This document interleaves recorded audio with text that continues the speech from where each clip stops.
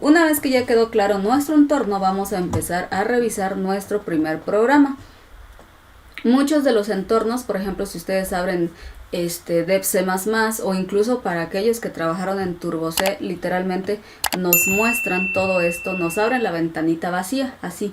Entonces nosotros tenemos que empezar a pues generar todo desde cero. Por lo tanto, siempre dentro del inicio de un programa debemos de incluir librerías. Las librerías o bibliotecas contienen instrucciones que tienen una tarea en específico.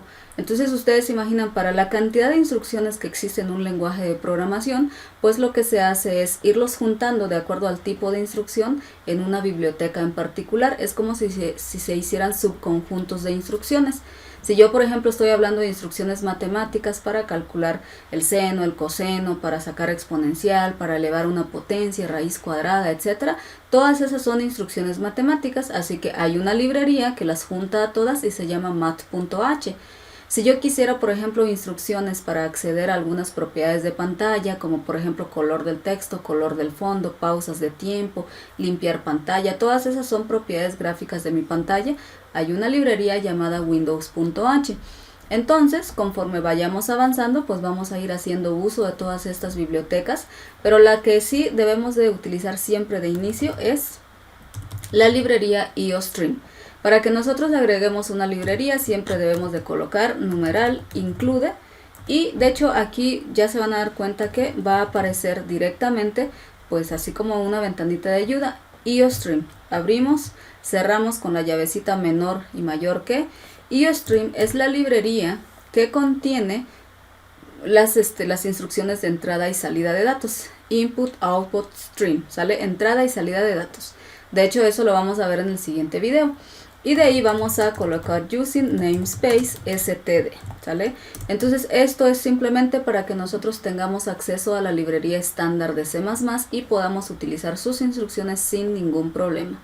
Después de esto, ahora sí vamos a declarar nuestra función principal. Ahorita mismo todavía no hemos visto el tema de funciones, pero más adelante van a entender por qué hacemos esto. Pero todos los programas siempre deben de llevar esta línea, int main, y luego acá return 0.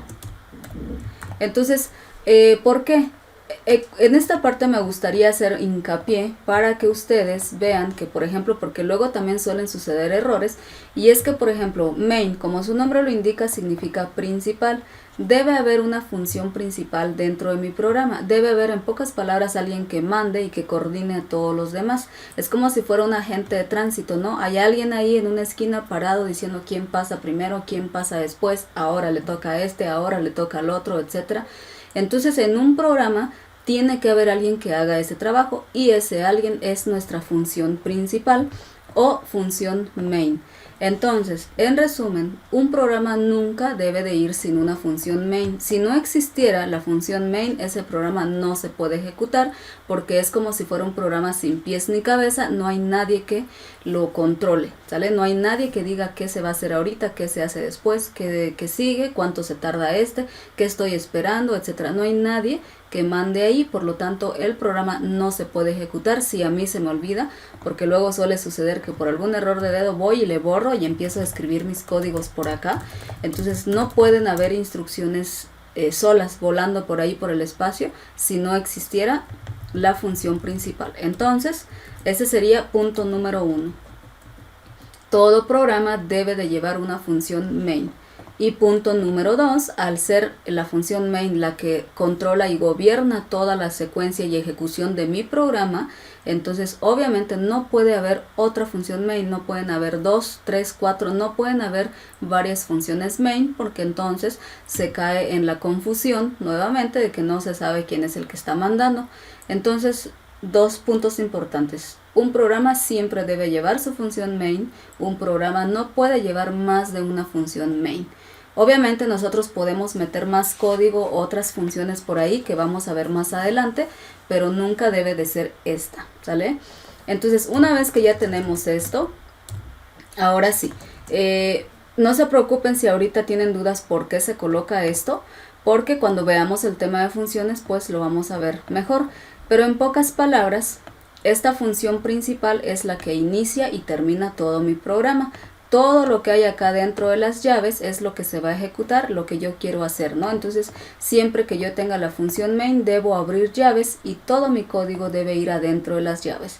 En el momento en el que yo coloque la llave que cierra es porque ahí se terminó mi programa. Si yo coloco, por ejemplo, más líneas de código por acá, entonces, es más, todavía no hemos visto esta línea de código o esta instrucción, pero bueno, lo que yo quiero ahorita mostrar es qué es lo que pasaría si a mí se me ocurre colocar una línea de código fuera de la función principal. Pues obviamente me sale aquí un mensaje de error, que me sale aquí un cuadrito rojo que me dice ahí hay un error. Entonces todo el código que yo debo de colocar debe ir dentro de la función main. Y la última línea antes de cerrar la llave es el return 0. ¿Qué quiere decir un return 0?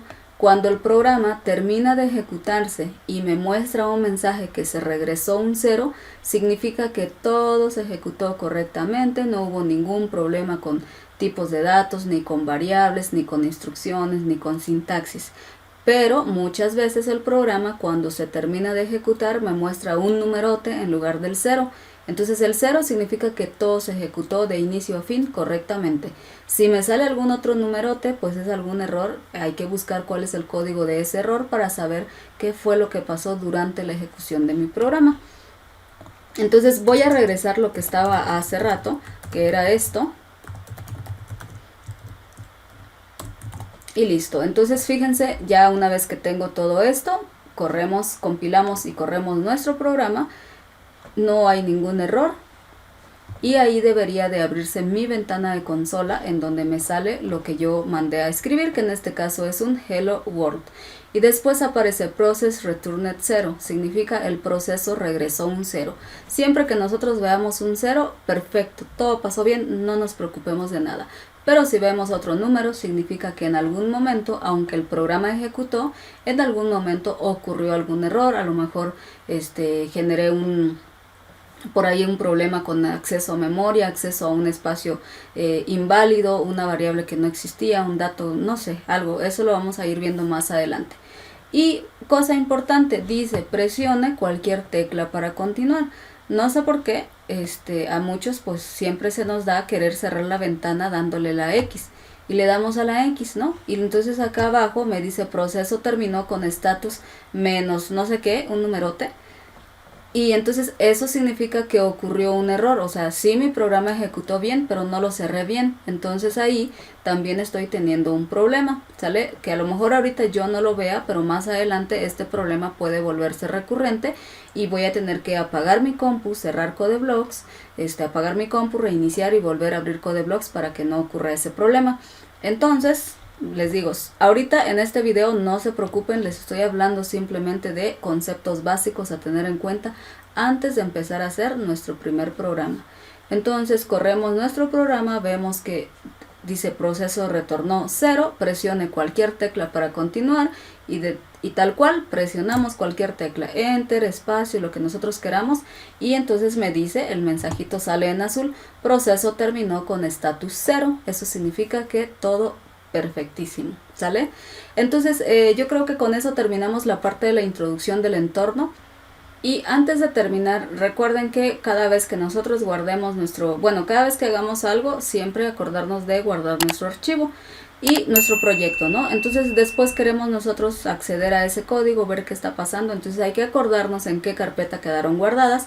Así que ahorita me voy a abrir yo una carpeta donde yo ya tengo mis programas y por ejemplo lo que hace CodeBlocks es generar una carpeta por cada uno de los proyectos que nosotros creamos. En mi caso yo ya tengo varios proyectos creados, entonces yo me acuerdo, programa 1 me generó una carpeta aparte, le doy doble clic y aquí van a aparecer todos los archivos que generó CodeBlocks a la hora de que se compiló y se construyó el programa.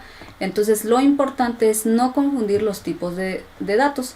Por ejemplo, este que dice programa 1.cbp es el archivo en general del proyecto en CodeBlocks. Entonces, si ustedes van a mandar una tarea o quieren pasárselo a una memoria, etcétera, no pueden pasar solo esto porque sin el resto de los archivos no va a funcionar.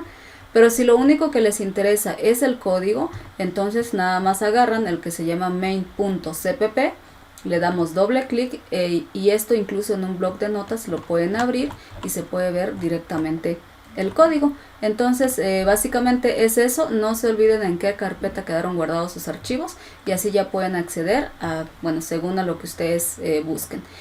Y bueno chicos, pues esto ha sido todo. Yo creo que con eso ya tenemos suficientemente cubierto el entorno de CodeBlocks y la parte importante de creación de proyectos, estructura del programa, compilar un programa, etcétera, etcétera. Ya estamos listos ahora sí para continuar con el siguiente tema.